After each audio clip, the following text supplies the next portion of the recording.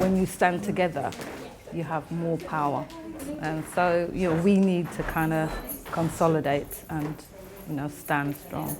We're all facing the same problems all across the world, so whether in Greece or Venezuela or here, governments and corporations like Pearson. As an NUT member, I think we've got to always keep in mind that there are teachers all over the world that are teaching under incredibly difficult circumstances.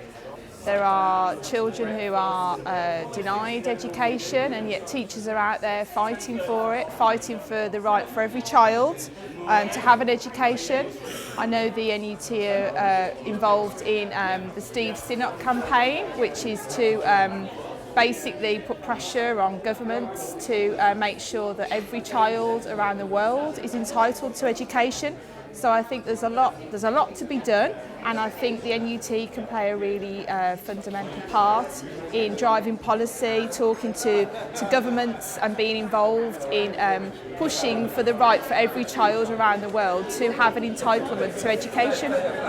So we can't just fight for teachers here. Of course we have to do that, but it's very important that we show solidarity to other teachers, because the profession globally is being undermined by business, and therefore what happened there can affect us here in England. So therefore it's important to emphasize that solidarity, international solidarity, and members of the union are also international solidarity. That principle is a very fundamental principle that should apply to every single member of NUT. And I remember in the Black Teachers Conference last year, I asked that question to Christine, and she actually confirmed that. And I was very proud, and members of the Black Teachers section were very proud to see that the NUT is doing some work in development in Africa, in Latin America, and in other countries around the world. So I think that's important to maintain that tradition that Steve Sinnott has put into this union, and this differentiates us from this union to other unions. And that's why it is important to maintain that tradition. I believe in that.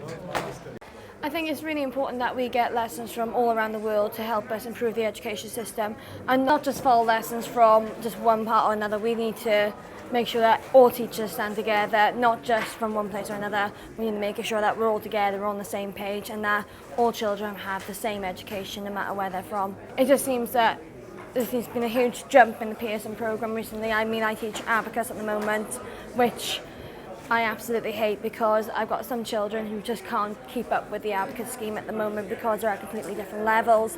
And I've been told by my academy I have to teach it because that's the way that the new education system's going. And it just seems to me that the freedom of what I want to teach has been taken away from me because I've got to follow these certain schemes. It's important to get all the teachers together, but we've got to get the parents on board as well. And I think that the main issue that we've got at the moment is that parents don't actually know the issues that's going on with schools, and that it's across the entire world, that they just send their children to school and they don't understand the problems and issues that teachers have to face when they're in the classroom. Anything that gets in the way of children succeeding, and particularly that puts them second to profits, I think needs to be put back in its rightful priority. And anytime you put money before the well-being of kids, we've got a problem. Internationalism is really important to me as a teacher, because so many of the factors that influence my working conditions and the curriculum that I teach are impacted on by global issues. So knowing what's happening in the world and connecting with other teachers around the world is hugely important in terms of my daily working life. For students, I think it's really important. They live in a global world. So again, global issues impact on them in ways that they're not even aware of, and part of our job as teachers is to make sure that they understand the world that they're growing up in and are able to think critically about how those issues might affect them in the future.